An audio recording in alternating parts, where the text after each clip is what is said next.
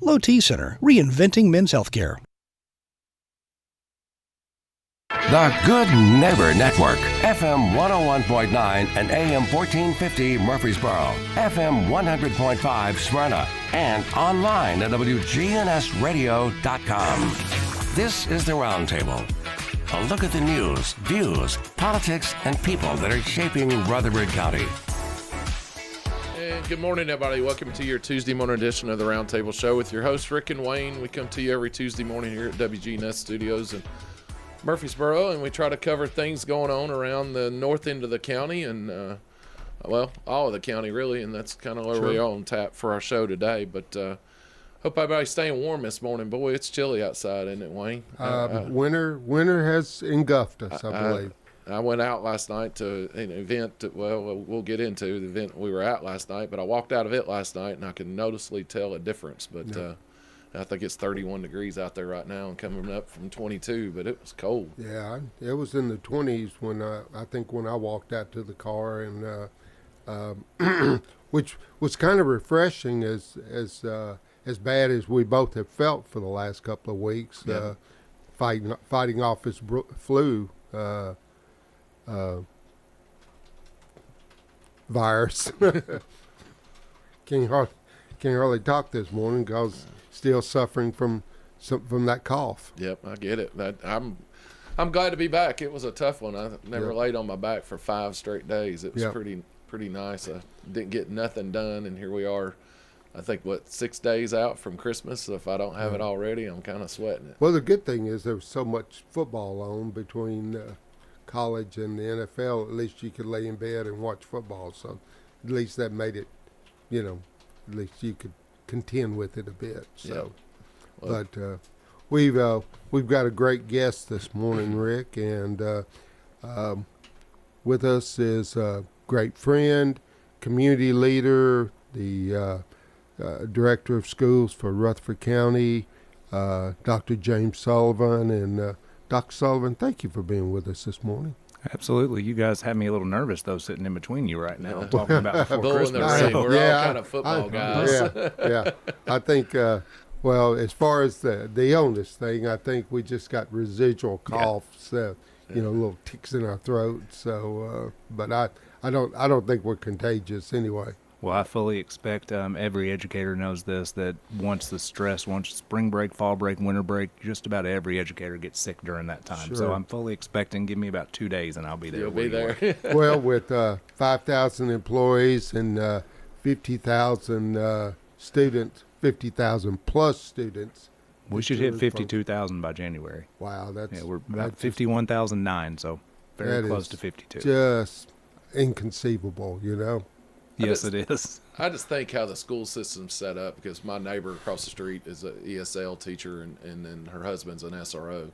But that day in, day out that they're going through, they are ready for a break. And it's weird how it's almost like I told them, it's almost a God wink moment to when school starts, and then you get this 2-week break because they're ready. Everyone is. Kids are ready, teachers are ready. Yeah, exactly. Well, I think, with fall break and Christmas break and then spring break, I've got a 6 and a 4-year-old that I look after at least 3 days a week. Yeah. And if I had, 25 other people's children to look after 5 days a week, I'd be longing for those breaks. Absolutely. Yeah.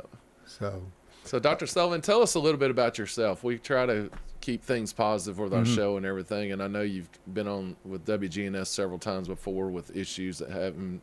We'll probably get into some of them, but tell us a little bit about yourself, because you're kind of a Rutherford County guy, and you're not from outside, so tell us a little bit about yourself. Yeah, a little bit strange to talk about yourself, but was born and raised in Rutherford County. First house I lived in was in Smyrna. And then we moved to Walter Hill, and I was in Walter Hill from 1989, from kindergarten all the way until I moved out for college, and even stayed there a little bit during college. And so then moved to Christiana after that. So Walter Hill, kindergarten through 8th grade, Oakland 9-12, went to TSU for my undergrad, but back to middle for master's, and Lipscomb for doctorate. So you got blue all over you then, I do, all over, yes, all over. So you lived in Smyrna and then Walter Hill, because Walter Hill's its own little community. It is. And I know it's kind of really growing now, but when the time you're talking about there in the end of the 80s into the 90s, it was a awesome little community. It was. Everybody kind of took care of themselves in that whole little area out there. And it's something that, as the director of schools, I would want. I'm sure we'll talk about growth a little bit more. Personally, there's nothing I would want more to experience for Walter Hill what Rockville had in bringing their high school back. That is still probably 5-10 years away. We need growth to occur a little bit more on the northeast side, but that is something that just stays on my radar. That would be a great thing to just revive that community a little bit. Talk about your family. Yeah, and so I'm blessed. I have been married to my wife, Casey, who is from Tullahoma. Actually, somewhat met her through a teacher that I had, Dick Conley at Walter Hill. And so I came to my wedding. It's pretty cool. It is pretty neat. So I definitely thank him for that. And then we've been married since 2007. I have 2 kids in the school system, which I think makes me unique for the director of schools, is having kids in the school system that you're helping lead. Mm-hmm. Declan and Asher were at Christiana Elementary until last year. Declan now is at Central Magnet as a 6th grader, and Asher's still at Christiana Elementary School. So I get to see a little bit of everything from the teacher perspective, from the parent perspective, from the central office perspective. It gives me a unique idea of what's going on in the school system. So how do those parent-teacher conferences go when you come walking in there? I'm just curious how this conversation happens. So my wife handles all of those. Okay. I always attend because I take my role as a dad as number one. And unfortunately, this job has me out of things than I would much rather be. We had an event last night, and Declan had a game at community that I wasn't able to go to. But tonight I have a health and ed meeting, and it is at 5:30, and I'm making sure I go to his game first. And it's the second we are over, I am flying to the courthouse. But I need to be dad, and my kids and wife need to see me be that. And I don't always do great with that, but that's something I have to do. Well, having been on health ed, the first part's usually pretty uneventful anyway. Hopefully. Do you want to get in a little bit, I guess, moving forward? Y'all released a video on YouTube for, I guess, on the 21st. Y'all were releasing, or the state has kind of mandated this thing a couple years ago, and it's been in the works, and it's finally going to come to fruition. But we're going to a letter grade system. Yeah. So back in 2016, the state put out that all schools would have an 8th or F letter grade similar to what your students get on a report card. I love accountability. I love data. I think what is very strange, and strange might be the nicest way that I could put that in a political environment. It is what it is. It is not a very transparent process. So we, of course, have testing, TCAP testing, that occurs in April. Past experience has been you always get how you're going to be held accountable the year before testing. So we should have gotten this last July. However, this year, this new letter grade was created. We got the rules for it December 12th, so last week. Wow. And then as the rules came out, an hour later, we got what our letter grades were for all of our schools. And they're embargoed, meaning we can't share them until the state releases them. But to get the rules for how your schools are going to be graded 8 months after your kids tested, an hour after they give you your grades, seems a little dishonest, quite honestly, to truly tell you how your schools are going to be graded on a system you didn't know. We've had some internal conversations. It would be like having a football game, and your football game, you play the game, and then 8 months later they come back and tell you who won and here were the penalties I threw. And so that's not a great system, and it's hard for us as a school district because you're going to find out we performed exceptionally well. Just in my time of involvement, that it always seemed like that was the way the state worked. Yeah. They were always running almost a year behind in everything that they do. They did, but at least we knew for the most part how we were going to be held accountable. And in this part, it's the first time. I used to serve as a TCAP ambassador under Governor Haslam, so I'm very, very much understand data, the accountability, how that whole system works. And I've never seen the State Department do something like this. We had a new commissioner that started in July. And this became something that she, in August, decided that the department was going to go through with their 8th or F letter system. We got 4 days notice for the first town hall meeting, submitted a lot of public feedback, and it doesn't look like that public feedback was taken. So again, we're going to come out performing really well. So when your districts that are performing well are saying that, hey, this system isn't quite the way it needs to be and wasn't done in a transparent process, there's a problem. Sure. So what would be the benefit? So like you said, a new commissioner comes on. What are they seeing the benefit of going this A to F system? I think ultimately, in the commissioner's defense, this has been a law since 2016 and just hasn't been implemented. What has been the unique part is that you normally would know how you're going to be held accountable a year in advance. So I could have even argued, sure, put in the A through F system because it is in law, put it in for next year because our kids haven't tested yet. Sure. Going back and putting it in place a year after or 8 months after kids have tested and teachers, schools, districts had no idea what their targets were, that seems backwards. I would think that, especially in those districts that have not done as well, there'd be a lot of feedback going back to the General Assembly from Agreed. school boards and parents. I agree, and I think what most people are used to is hearing your big urban districts are the ones not performing well. I think over the next couple of weeks, you're going to hear a lot of rural districts to where there's one high school, and that one high school has had my family go through that high school for 3 generations, and now you're telling me my high school's a D. I think that's going to get a whole lot of attention here, and I don't believe it's going to play out as well as the department expected. Sure.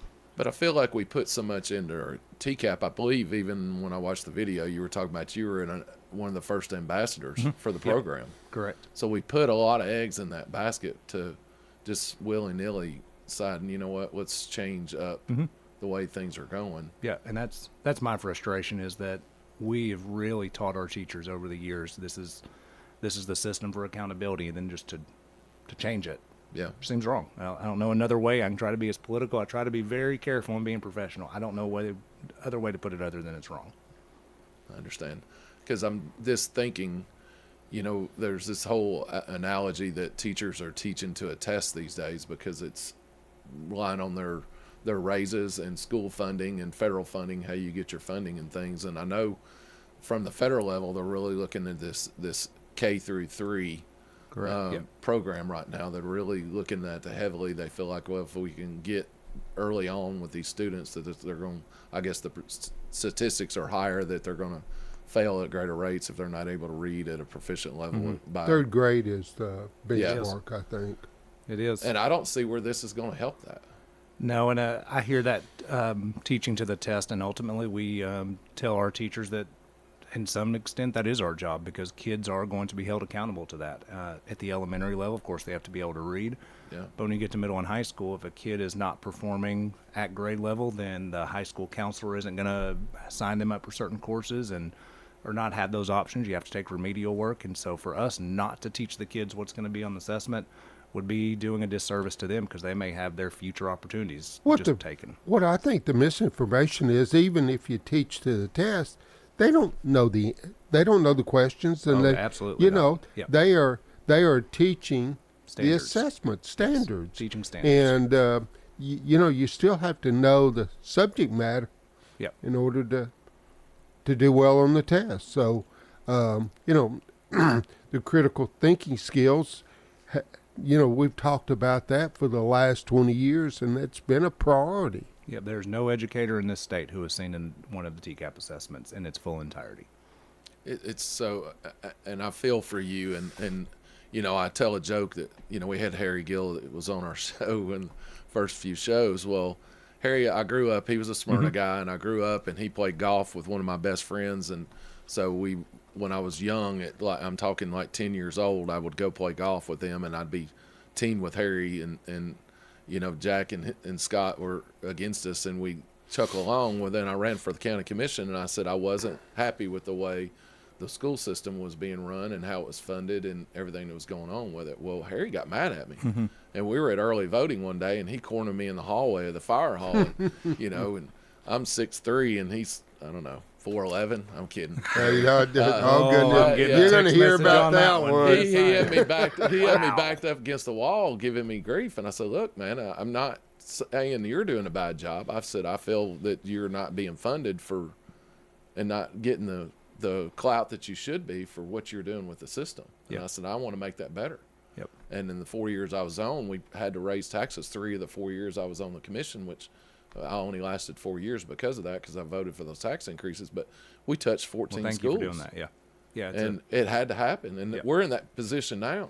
We are. So you hit on that. So from 2000 to 2010, we built, I believe, 23 buildings. Yeah. And from 2011 to 2023, we only built 6, and one of those was a replacement for John Exactly. Coleman. Right. So it's nice when you run around all these new buildings and you see your name on this Yeah. little plaque thing outside. And I wear it as a badge of honor because, they called me a rhino, though I was a conservative voting for tax increases, but we had to have it. And I had kids in school. I had a 3-year-old at the time, and I saw her coming into the system, and I felt like that we were failing our kids by kicking the can down the road. And like you said, it's kind of that way. And your job's not set to be political, but it's a shame it has to be because, and I'm seeing it like listen to the state at the federal level, because there's all these educational money now that's sitting out there, and the state of Tennessee is looking at not taking any of this money now because of the strings that are attached to it. So you got to look at things at all sides now. And even with the meeting that that you had to speak out last night, that's not your job, but you're forced now, unfortunately, in the times we're in, that you have to. Yep. I know when I ran for the school board back in 2006, the school system at that time was broom closets for utilizing every square inch of the facility space. I presume that hasn't changed. I would say that's probably gotten even worse. Okay. We are truly out, and I should have ended this at the meeting last night. We're in a situation to where we have literally no more room to put students. We have used every resource with rezoning, with the high school additions. We have no more resources to use, and the only thing other than building buildings is adding 10 to 20 portables a year, and our parent community doesn't love that either. And so I don't know where the rubber meets the road, but it's got to meet it somewhere. Well, putting our children in trailer classrooms, Cottages. yeah. Villas. Tell me, gosh, that it just reeks with, well, we don't care. But, somebody brought up in the meeting last night that we were going to have 10,000 portables, and what kind of situation that was going to create a kid. And I was kind of standing in the lobby, and there was somebody that spoke up saying, no, that's nonsense. And I said, it's an exaggeration to say 10,000, but it's a reality that we're looking at 200 to 300. Oh, easily. We're well into the 160s And I brought already. up to him, I said, did you not realize Smyrna High alone had 19? Yeah, we're in the 160s easily already. Exactly. And have been since I was a student. Well, in the system. unfortunately, so many of them from the time I served, and how many of those need to be thrown in the trash pile? You're absolutely correct. I've asked how many portables, because I, again, went to Walter Hill in the 90s, and we had an army of portables. Yeah. How many of those are still used? And I got the comment back from our own staff, I'd be shocked if any of them are gone. We've probably re-roofed them 3 times now. Yeah. Well, I grew up beside Smyrna Primary School. So the guys that came in for the summer to move those portals around, they lived in fifth-wheel trailers at Smyrna Primary School. So it took a couple of years. You figured out real quick that those are the guys that were moving those portals around, and they were, like you said, just kicking the can from one school to the next, and ordering them in, and at night seeing all these blinking yellow lights where they're bringing all the portables in up around Smyrna Primary and Thurman Francis and Smyrna High. And the scary part is every time you move one of these things, the structural integrity deteriorates somewhat. Yeah. And some of these have been moved a dozen times or more. Yeah. And that is so concerning. Yep. And I envision we'll probably ask to purchase 10 more in January or February just for next year. We purchased 10 last year. We definitely need 10 more, if not more, next year. Is that $100,000? Oh, they're up to about 180 now a piece. Wow. Wow. 180. And that's not even the cost of moving them and that would include install. Oh, that would include but install. Still, it's not going to include an awning or anything like that. It's truly just getting them electricity. Oh, wow. Internet, that type of thing. Wayne and I was having a conversation because we had at Rotary, we're both members of Smyrna Rotary, in the Rock Springs, the word's escaping me, but not alternative school, but this voucher school that's coming in that they've asked for. They basically were pitching to Smyrna, hey, we're trying to put the charter this school. Charter, there we go. Sorry. But we're pitching this charter school. It's going to be on Rocky Fork Road, across from Rocky Fork schools, and we're going to build this building, and we're going to have 800 students. And somebody asked a question about what they were planning on spending for the campus and the building, and they said $13 million. and my mouth dropped. How are you going to build a building that's going to sustain? And I've thought, well, maybe we need to think outside the box within us. And they said, and Wayne said, well, we build all these block structures to get 50, 60, and 100 years out of them. What Smyrna High School was 1950. 1959, I think it was constructed. That we are still able to use these buildings. And if we build a metal frame structure like a Amazon warehouse, then you're just not going to get the longevity out of these buildings. But look at Central Magnet. It was built, back in the 30s or 40s? Yeah. That version, I think, in the 40s, because it's burnt down that McFadden so many times. I've tried to go back and remember the history of which building is a little bit older. I think Campus is the oldest building we have right now. Okay, yeah. And I think you're right. It goes back to the 1920s. And it's not our building, so that's even stranger. Yeah. So really, MTSU, that's their building. Right. It's I forget the term they used for it. Was a teaching school or something like that. It's not our building. So, but it serves a purpose. It's still educating Rutherford County students. It is, and it does well. Yeah. Everybody, I hope you're enjoying the show so far. You're listening to Dr. Sullivan. He's the Rutherford County Schools Director, handy man, do it all. Father number one on top of that. But we're going to take our first break and be right back with you in just a minute.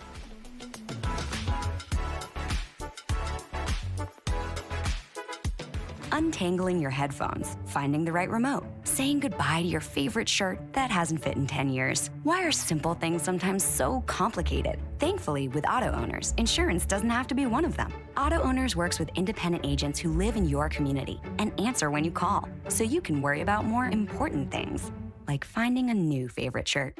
That's simple human sense. Rayburn Insurance in Smyrna. Come see me, Rick Hall, at Rayburn Insurance in downtown Smyrna today. Online at rayburn.net. Hi, this is Chip Walters with Exit Realty Bob Lamb & Associates. You might know me as the voice of the Blue Raiders, but I want to be your trusted advisor in real estate. Whether you're buying or selling, it's time to choose Chip. Do you have a growing family and need to upsize?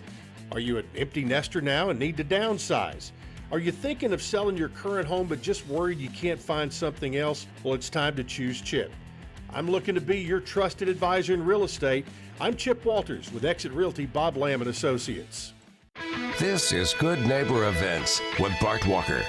Brought to you by the law offices of John Day and AmeriCare Pest Control. This is a paid legal ad. You've probably heard it a million times. If you're injured, call a lawyer. And you probably haven't because you don't know how much it will cost, how long it will take, or even if you have a case. At the law offices of John Day, we provide a free initial consultation because we understand that folks don't want to pay a lawyer only to find out they don't have a case. If you think we can help, we do so on a contingency basis, which means we only get paid if you do.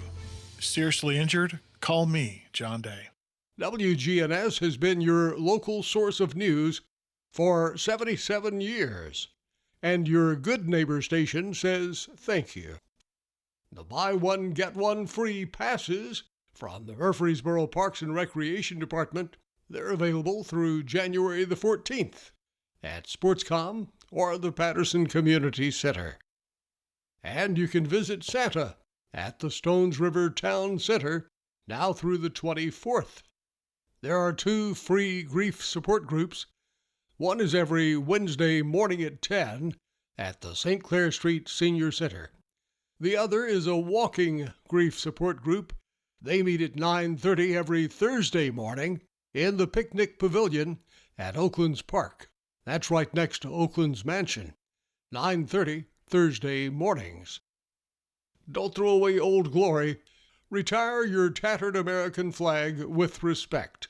Bring it by WGNS and let the girls from BSA Troop 2019 at Trinity United Methodist Church retire it with dignity. Plus, we also recycle Bibles. Those are WGNS Good Neighbor events. Good neighbor weather. We'll see sunny skies here this afternoon with a high in the mid-40s, and winds will be rather calm. And then for tonight, partly cloudy skies, a low near 23. I'm meteorologist Jennifer Wojcicki on News Radio WGNS. Currently, it's 26. WGNS is powered by Middle Tennessee Electric. MTE's EV Ready program provides members with $50 in bill credits toward the installation of wiring to support 240-volt charging in their garages. Learn more at driveev.com. This is the Roundtable from News Radio WGNS on FM 101.9 and AM 1450 Murfreesboro, FM 100.5 Smyrna, and worldwide at WGNSradio.com. And good morning and welcome back to the second segment of Tuesday Mornings with Rick and Wayne. And this morning, it's been our pleasure to have the Director of Rutherford County Schools, Dr. James Sullivan, and we've had some lively conversation here in this first segment. So yes, we have. We'll just keep moving on. Sounds great.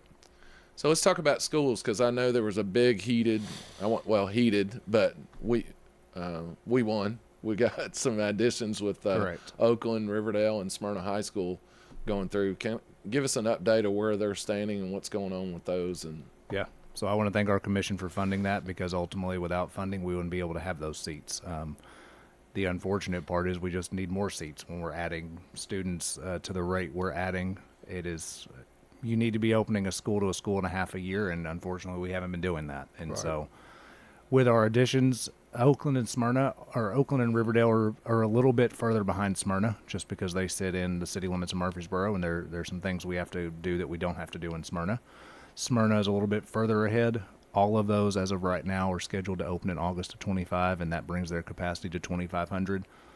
They're going to be full. That was one of the tasks that we were tasked with the county commission, is we promised that if we get the funding for this, we will fill them up. And so we have just gotten done rezoning the entire district K-12. I don't know that we've ever rezoned K-12 all at one time before, and so we are using all of our available seats. That was not fun. I thank our school board for that. We definitely still have some battle scars from that we're working through. That's still November 14th, so that was only a month ago. So, I get it. Not that I have that date etched in my brain, but November 14th, then 5 weeks and 1 day. Utilizing an outside service, I would hope would have taken some of the alleged political conflict out of it. And, just it's one of those initiatives that maybe everybody's unhappy, but it's better to have a consensus of one way or the other rather than half mad, half happy. So, so in this case, probably everybody's unhappy. Yeah, and what I liked using an outside source was it came up with a lot of the same recommendations that our staff probably would have come up with. Sure. But you're somewhat just verified in what you're seeing. And it really stayed out of the political realm until you came down to about a week and a half before, where it's truly just neighborhoods where somebody has to move. And it came down to the recommendation was based on numbers. You move the numbers to make the numbers work the best. And I hated that, but that's ultimately the goal, and what we have is to use the seats we have. Sure. Well, I know when y'all were going through it that, with the social media and Facebook and everything we got on, and I think I've told you, and when you were in kindergarten in 1989, I was that senior class of Smyrna High School that split. Mm-hmm. So we were over on Hazelwood, and Old Nashville Highway was the dividing line, and if you were west of Old Nashville Highway, you went to Laverne, because there wasn't enough kids in Laverne, so we had to fill Laverne High School. And then all of us on the east side stayed at went to the new Smyrna High School, and we thought it was going to be the end of the world. Yep. But we didn't, and still to this day, when we do our class reunions, we meet as a Smyrna Laverne thing, because we had obviously went all the way through school together, but we survived it. And I had to remind a lot of my friends that were making posts or saying derogatory things that, hey, that was us back in 1989. We went through that, and here we are today. We lived, and your kids will live, because you're going to learn. And we didn't have things like cell phones, back then that the kids have today, to where you're still going to be in tech. And I get a great example. My daughter had went all the way through to the 8th grade at Thurman Francis, so she was in the magnet school program. Well, then you either get accepted to Central and you start going to Murfreesboro, or you go to your zone school where it was. And a lot of the kids, you're talking about 46 kids that went out of 8th grade over there that, 20% went to Central, and then the other ones kind of went to their own schools wherever they were. So they all kind of split up anyways, and all of our kids went through a little bit of separation and there that summer and everything. But, I mean, my daughter graduated from Smyrna High with an associate's degree from Bethel University and is a junior in college today at 19 years old, and that's unheard of. But if you take advantage of what you're able to provide our students and the parents buy in and get away from all the other, distractions. Yeah. Y'all have got an awesome program. They just got to buy in. Regardless of what school.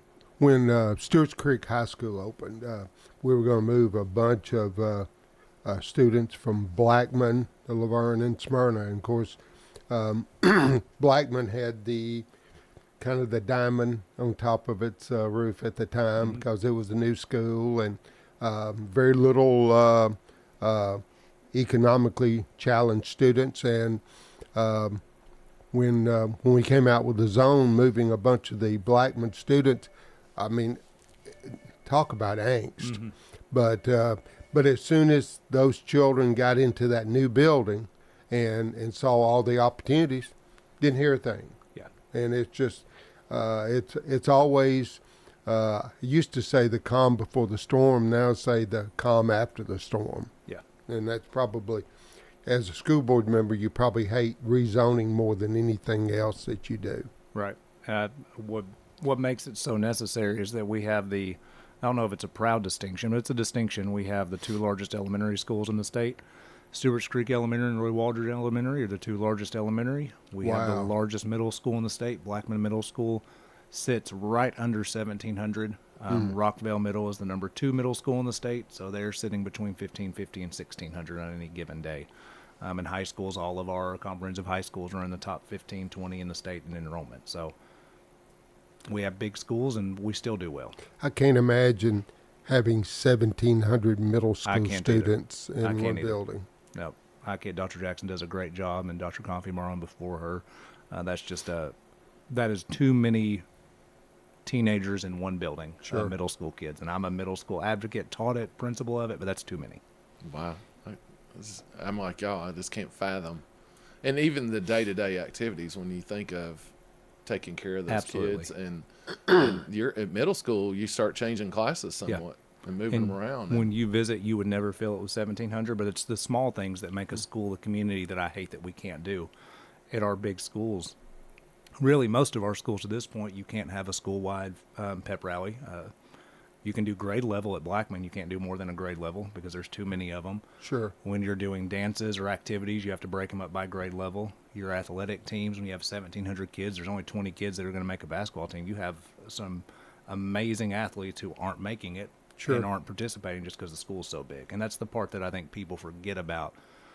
Kids want to be in school and enjoy that community, and we want to provide that for them, but there's only so many opportunities in huge schools. Well, and the other middle schools that aren't as large and doesn't have as many to choose from, I can remember in the day when Laverne and Smyrna, had 1,400 students, and Oakland and Riverdale would have 2,000, and all of a sudden, athletically, they, got a bigger group to choose from. Sure do. Yeah. Mm-hmm. So if you were able to get your crystal ball out, and so we've got this A to F new grading system, where do you see education going, let's say 10 years from now? And why I say that, because this is, I thought about it especially with my daughter, with this going. And do you see like these partnerships you've got with Motlow and Bethel and MTSU and the high schools and this dual enrollment thing and the Cambridge program and things? Do you see us moving more that direction because of it? Yeah, we'll have to. I think my biggest fear is that just a lack of understanding of how good our public school system is. You can see a lot of things on the news that are not what happens in Rutherford County, and that unfortunately hurts what happens in Rutherford County. Mm-hmm. And so that's probably my biggest fear as I look 10 years down, is how do we continue to stay successful? Because we're also, I mentioned it last night, You have Detroit City, you have San Antonio, you have Jefferson Parish, Louisiana. We're bigger than every one of those. And we're probably bigger than Washington, D.C. unified right now. Just haven't seen their updated stats. And people don't see that our school system is that big, but we're a top 90 enrollment school system. When you get so big, it's hard to sustain success. And so that's probably my biggest fear educationally. So as far as getting children out of the building and, basically taking class with their computer at home. Yeah. I suspect you're doing everything you can to expand that. Any opportunity to get to free up seats, you're doing.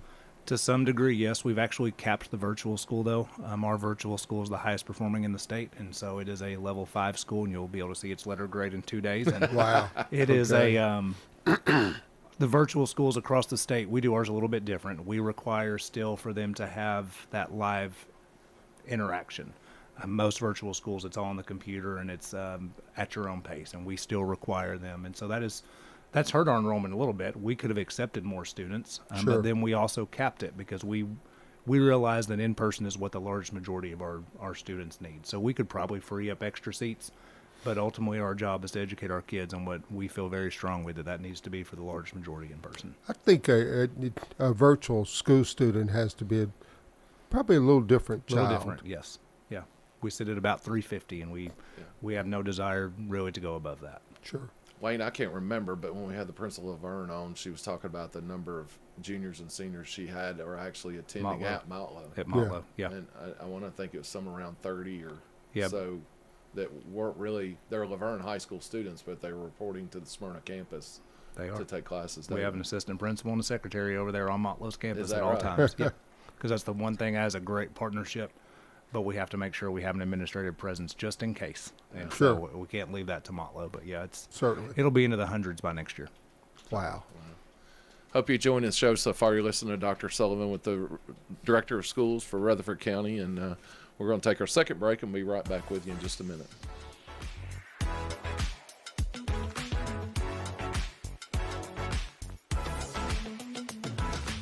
Cover my assets insurance group. What do you do when your child turns 26 and loses their insurance coverage?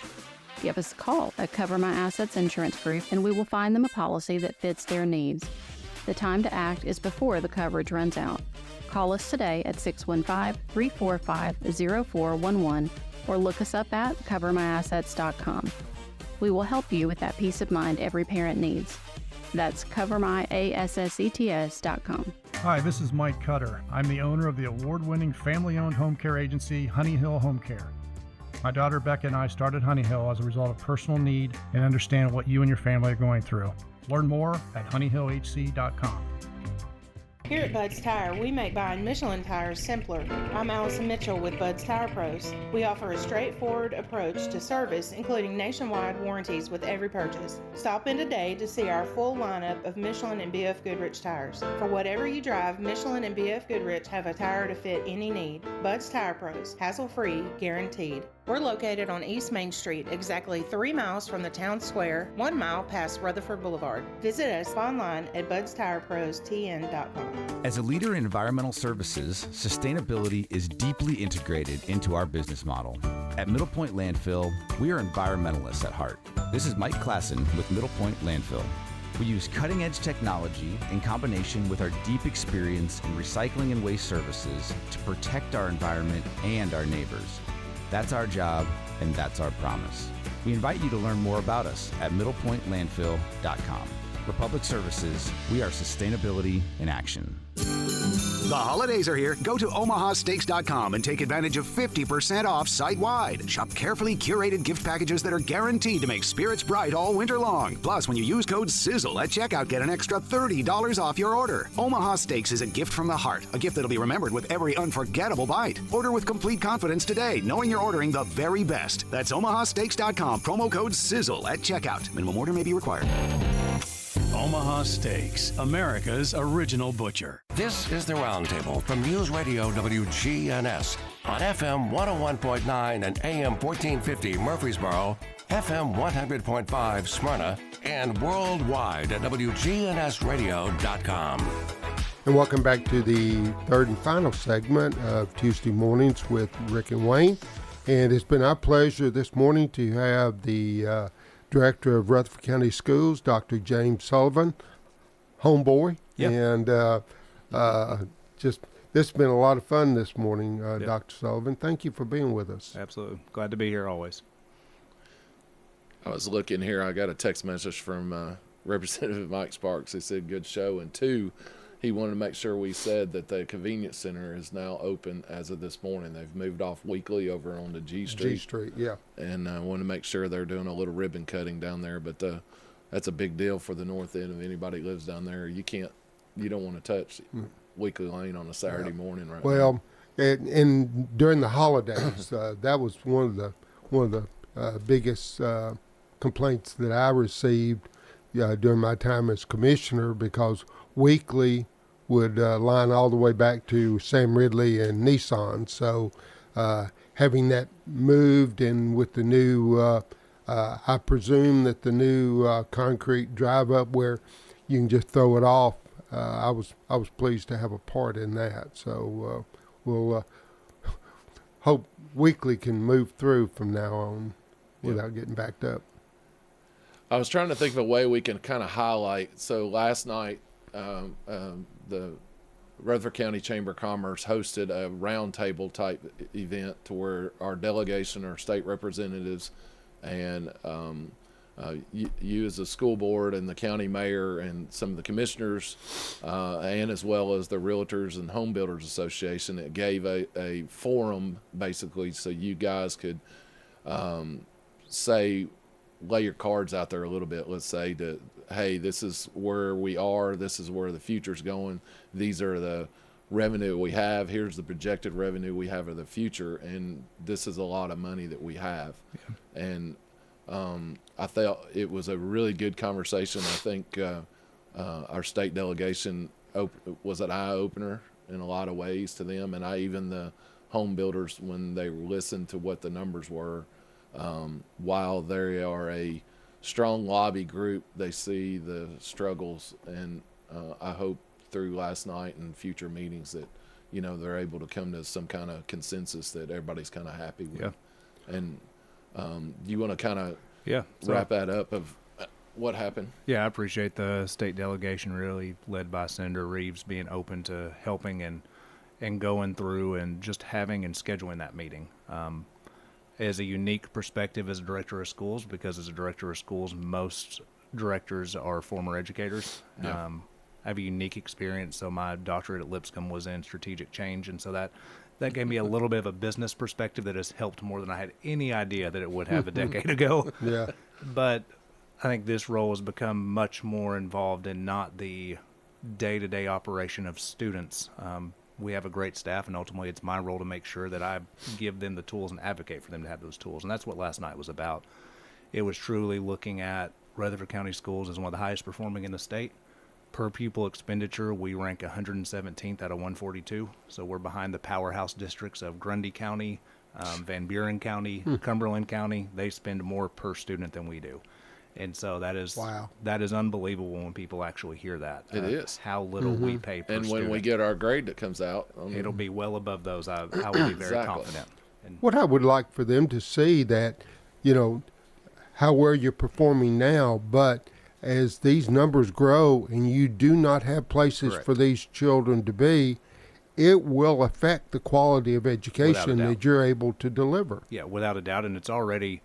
We mask it well and we cover it well, but your large schools are always going to struggle to perform as well as your smaller community schools. There's just so much more community, so much more knowledge of the kids, the families. When you're getting schools that are, a middle school of 1,700, an elementary school of 1,400, you're managing, and you're not necessarily, yes, our teachers are doing the amazing job in the classroom, but outside of the classroom teacher in a building, your principal sets that biggest expectation for student achievement. And so we have great principals who are going to be able to do that. But as we get bigger without buildings, that's a huge concern. We are out of places for them to sit.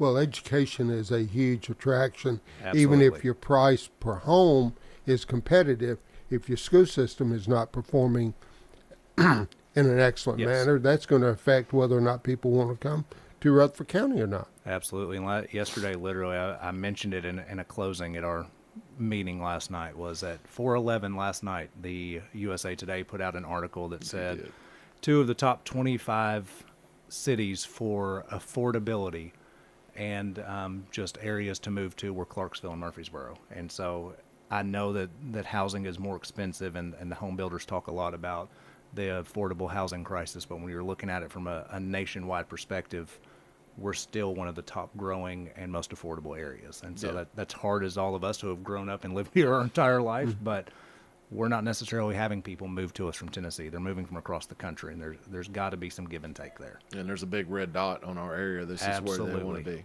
And if our school system starts to fail and struggle, I think we're all going to start to struggle. Well, it's a quality of life issue that so many things play a part in that formula. Yeah, absolutely right. Well, I just look at, I can't applaud you and your staff and what these educators are doing daily, because we've had Dr. Sullivan on with Smyrna High School. Well, there's over 32 languages that are spoke, right, where English is a second language, and they're running around with their iPhones and be able to change to what language from Mandarin to there's 11 different dialects of Spanish, Arabic, and everything else, and those kids are the one part of this testing program that are knocking it out of the park, and it's because of what your staff's doing. Yep. So is there 80 languages in your system? Oh, we're over 100 now. Over 100. And wow. What has been new for us is that our English as a second language population we've added 700 students in September, and more than 50%. So over 350 of those kids have been English as a second language. Goodness. And it's not necessarily, yes, you hear Smyrna and Laverne, but where our highest growth is right now is actually the Stewart Creek campus. And this will blow you away. It's our Interact students that we sponsor through Rotary. We'll have them in every week, and we get them up, introduce themselves, and they'll say they're a junior or senior, and then they'll name what they're wanting to do. And they're yelling out Harvard, Yale, MIT, and we had a little Burmese guy that come from a concentration camp that he's graduated Smyrna High and looking at MIT. It's just amazing. It's amazing, yeah. And you've afforded them that position. That's just amazing. Yep. Well, I understand we have a phone call that's come in, so oh boy, we're gonna be put on the spot here. So let's see who we've got. Brian's not telling us who it is, but caller, go ahead if you can hear us. Well, good morning, gentlemen. Good morning. Mr. Campbell. I'm not going to give you a hard time. I want to say two things. Wayne, thank you, number one, for your service. Thank you, Mr. Chairman. Not only on the school board, but also on the county commission. And yes, Jimmy Sullivan is a local product. He went to Walter Hill School when I was principal there, and I'm proud of him, and I'm enjoying working with him as chairman of the city board, working with the county board as well. We're grateful for your service as well, Mr. Chairman. Absolutely. I'm just very appreciative of both of you, very much so. Thank you. You're not ready to do your dismissal call again yet, are you? Because I can imitate it pretty well. No, you don't get it right. Yeah, I tried it. I heard it. Can we hear it? Yeah, those big yellow Cadillacs are here. Let's get them up, get them out, get them gone. Every day There you go. from kindergarten through 8th grade. That is perfect. It is. I love that. Get them up, get them out, get them gone. See everyone tomorrow. Get them up, get them out. That's right. Let's get everybody going home safely. Merry Christmas, Mr. Chairman. Great to talk to you. All of you. Thank you. Appreciate your service. Thank you, sir. Well, Dr. Sullivan, thank you so much Absolutely. for being with us. You always got an open chair with us. If you ever need time and Brian and them won't let you on, please let us know. You're always welcome to come back with us. Well, we just have such great respect and admiration for you and your team. You know, you do. You're taking care of our children. We are. What better service to the community than caring for our county community? It's a fun job. It's fun. Well, thank you. Thank you. Glad to have you. Yep. Appreciate you guys. Hope everybody has a Merry Christmas. I think this is our last show before Christmas, so we won't be here next week. But hope everybody has a Merry Christmas and a Happy New Year. And Happy New Year, everybody. Another week. Have a great day. Take care.